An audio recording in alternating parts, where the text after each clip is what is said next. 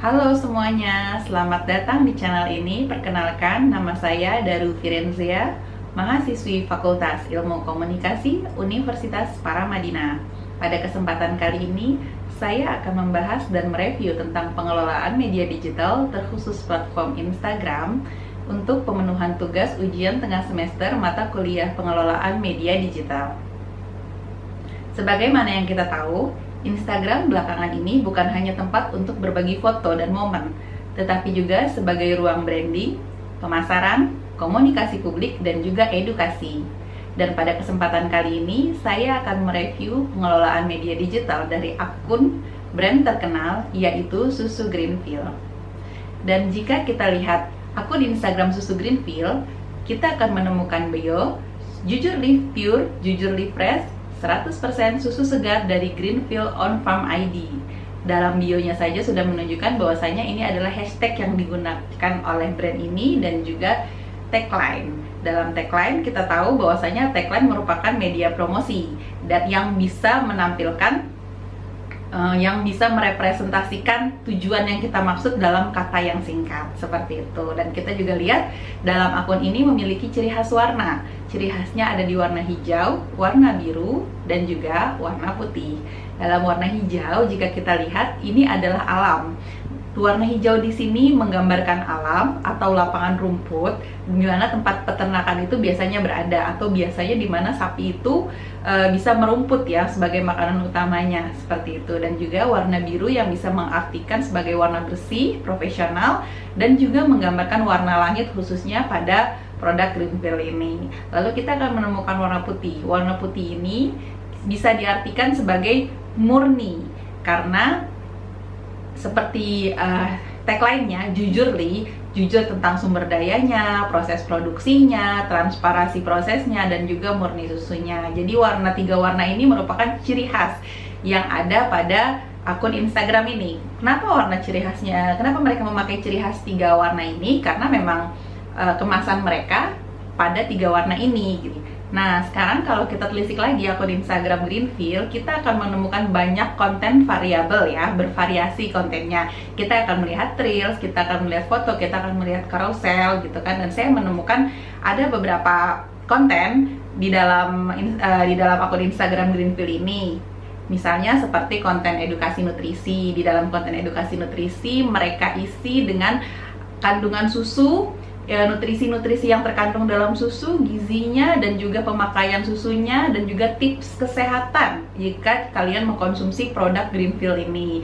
Secara tidak langsung mereka ini sebenarnya selling ya, dengan artian kamu boleh loh untuk mengkonsumsi susu Greenfield ini setiap hari, tidak ada masalah karena gizinya akan tercukupi jika kamu mengkonsumsi susu Greenfield ini gitu kan. Dan kita juga tahu bahwasanya masyarakat sekarang itu kritis gitu, dan kita tuh masyarakat sekarang kritis dalam artian sudah banyak masyarakat yang aware tentang makanan yang mereka konsumsi, produk yang mereka konsumsi. Mereka ingin tahu bahan bakunya, mereka ingin tahu prosesnya, mereka ingin tahu delivernya bagaimana. Itu semua dalam masyarakat sekarang itu sangat-sangat diperhatikan. Jadi mereka dalam Instagram ini si produk Greenfield ini memberikan edukasi bahwasanya nutrisi yang terkandung dalam susu Greenfield ini lengkap. Dan kita juga akan menemukan konten peternakan. Meskipun nggak banyak, tapi konten peternakan ini tetap ada. Seperti yang terakhir, mereka memposting tentang bahwasanya peternakan mereka pakai AC loh. Wow, keren kan gitu. Jadi kayak kandang sapi aja pakai AC gitu kan. Kenapa harus pakai AC gitu? Dan kenapa harus diposting mereka itu pakai AC gitu kan? Mungkin karena kalau dilihat dengan mereka memposting bahwasanya kenyamanan peternakan ini terjaga, kita tahu bahwasanya hewan-hewan itu juga tidak boleh stres ya untuk menghasilkan produk dari mereka gitu. Jadi kalau sapi ingin susunya berkualitas, sapinya juga tidak boleh stres, harus dirawat dengan baik. Dan ini mungkin salah satu tujuannya kenapa mereka memposting konten tentang peternakannya. Dan jika kita lihat ada juga reels tentang penggunaan produknya. Dan reels ini lebih banyak, lebih dominan pada menu masakan. Jadi mereka membuat reels itu tentang menu masakan, menunya, cara buatnya, cara masaknya, bahan-bahannya, dan juga tidak kalah penting adanya produk dairy dari si Greenfield ini. Dan ini mereka buat sebagaimana untuk menunjukkan Greenfield ini bukan hanya untuk konsumsi hari-hari sebagai susu saja, tapi bisa dicampur dengan makanan seperti itu. Jadi dengan adanya 3 iklan ini aja udah menunjukkan bahwasanya kayak mereka tuh nggak perlu loh hal-hal yang non organik untuk menggait konsumen seperti itu kan. Lalu kita akan menemukan lagi konten tentang CSR. CSR ini mereka berkolaborasi dengan sekolah, dan dengan adanya kolaborasi dengan sekolah ini membuat mereka itu membangun citra positif bagi mereka, karena ternyata susu ini juga memiliki manfaat ya untuk masyarakat, berkontribusi untuk masyarakat. Lalu jika kita perhatikan lagi, kita akan melihat mereka itu termasuk up to date ya sama tren yang terjadi gitu kan. Saya melihat ada beberapa kasus kayak tentang padel, mereka pun ada tentang konten-konten tentang padel, yang mana sekarang padel juga lagi happening ya. Lalu saya melihat ke bawah, saya menemukan ada konten yang saat itu trennya adalah film bioskop yang judulnya Sore. Mereka juga bikin seperti itu. Jadi mereka memang bikin tren-tren yang lagi hype seperti itu. Dan mereka juga mengadakan kolaborasi dengan artis seperti yang saya lihat ada dengan Nikta Gina dan Kinos. Seperti ini adalah sebenarnya mereka walaupun secara tidak langsung kolaborasi ini merupakan iklan ya, iklan berbayar gitu, walaupun mereka tidak berbayar pada ads di Instagram, cuman mereka berbayar pada si karakter yang ada di dalam konten tersebut seperti itu. Jadi dan caption-caption yang mereka gunakan dalam konten-konten mereka itu cukup informatif, tidak ada hard selling, ayo beli. Dan juga konten-konten giveaway, mereka banyak mengadakan konten-konten giveaway, yang mana giveaway-nya ini menarik-menarik loh. Kemarin saya lihat ada mixer KitchenAid. Dan ini saya tahu banget kalau misalnya mixer KitchenAid ini favoritnya ibu-ibu banget ya. Dari hadiahnya itu fantastis gitu kan, seperti itu. Siapa sih yang nggak pengen mixer KitchenAid kayak gitu. Makanya, dan yang uniknya lagi mereka di setiap momen, di setiap bulan itu mengadakan giveaway yang berbeda, dan dalam satu bulan giveaway-nya pun tidak hanya satu ya gitu, tidak hanya satu giveaway, kadang ada yang 2 giveaway seperti itu. Jadi kalau menurut saya Greenfield ini tidak memerlukan pengelolaan media yang non organik. Kenapa? Karena kita juga tahu, karena susu brand Greenfield ini sudah terkenal sebelum adanya media digital gitu kan, sebelum adanya media sosial gitu.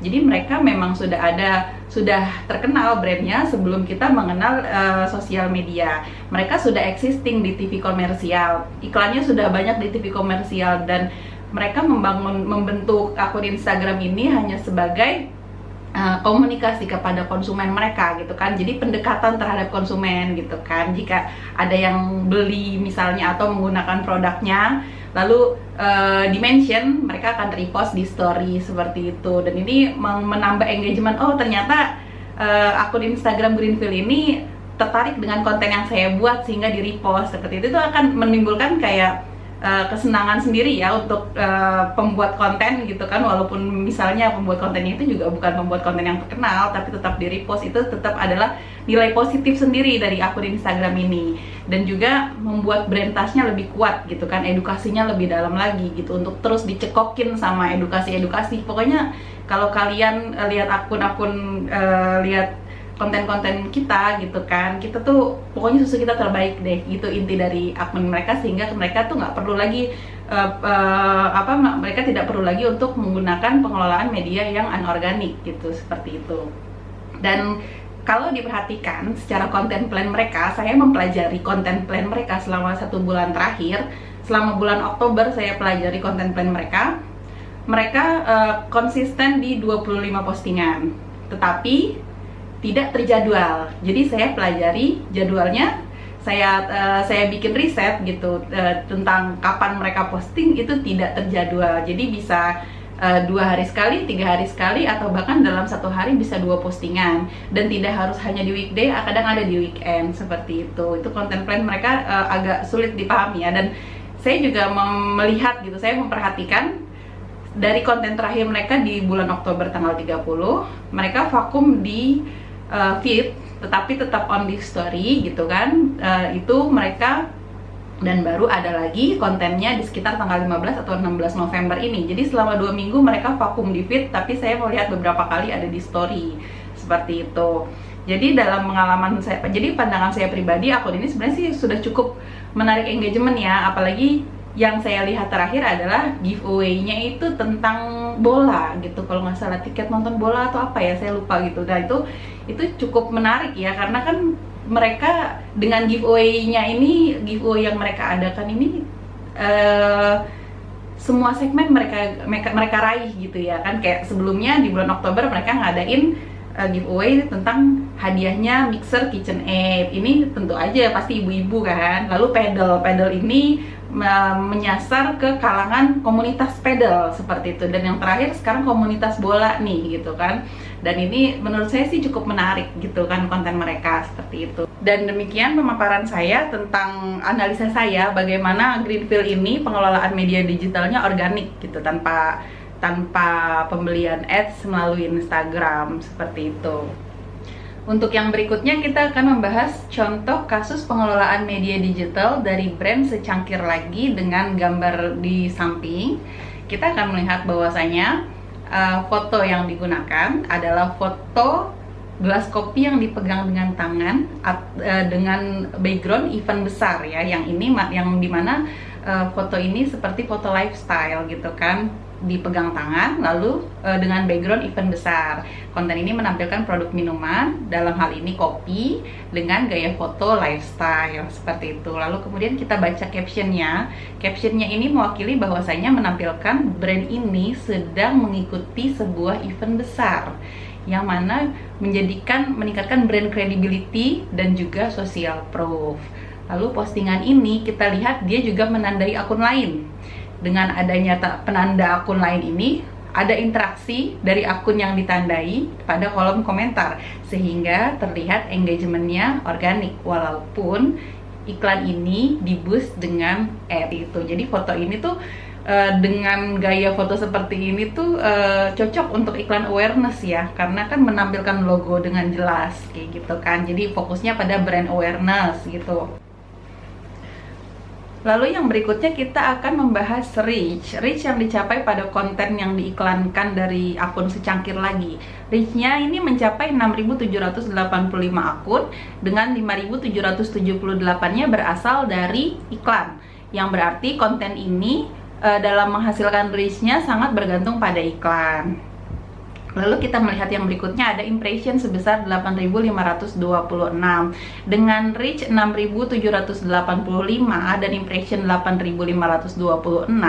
Rata-rata orang melihat iklan ini sebanyak 1-2 kali per orangnya, sehingga frekuensi ini sehat ya, tidak terlalu rendah sehingga mudah dilupakan, dan juga tidak terlalu tinggi sehingga overcrowded. Dan untuk kampanye brand awareness ini tuh metric reach-nya dan impression-nya cukup efektif gitu kan, karena iklannya berhasil menjangkau audiens baru tanpa oversaturation. Lalu kita akan melihat interaksinya 78, yang mana terbagi pada likes 68, save-nya 6, share-nya 2, komen-nya 2. Jika kita lihat melalui engagement rate calculator gitu kan, kita akan melihat cara menghitungnya total interaksi gitu kan, total interaction dibagi reach dikali 100. Nah, jika kita lihat berarti kan total interaction ini 78 dibagi 6.785 dikali 100, maka hasilnya adalah 1,14%.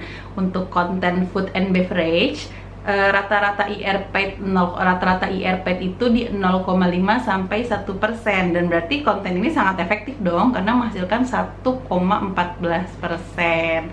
Jika kita lihat juga dari like-nya ini kan sebanyak 68, yang mana mendominasi ya dari total engagement, dia menghasilkan 87% total engagement. Lalu yang kedua ada save-nya ada di 6 gitu, dan ini juga cukup tinggi karena biasanya rata-rata untuk produk seperti ini makanan biasanya maksimal di 1-3 save, dan ini mencapai 6. Lalu kita melihat juga bahwasanya share-nya hanya mendapatkan 2. Ini sedikit atau tidak tidak terlalu sedikit ya, karena memang kontennya bukan konten yang shareable gitu kan, bukan konten promo gitu yang bisa dibagikan supaya orang tahu, bukan share yang humor gitu kan, yang lucu gitu kan, atau bukan share-share yang memang untuk dibagikan. Konten ini hanya untuk share ya, bukan untuk shareable ya, seperti itu.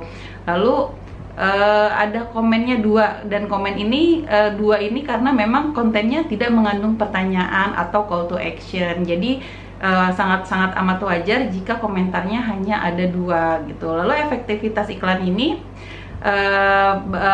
berefek atau tidak, ini iklan ini cukup berefek ya. Dari 5.778 reach iklan dari yang didapat dari iklan, dari total reach 6.785 dengan IR-nya itu di atas 1%.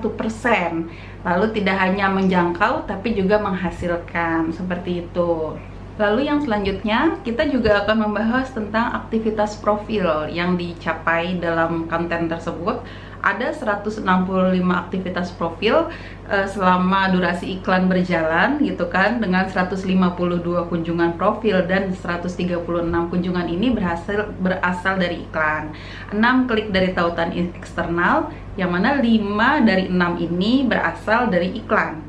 Dan juga selama periode iklan, akun ini mendapatkan 7 pengikut terbaru. Lalu kemudian kita membahas kinerja iklan.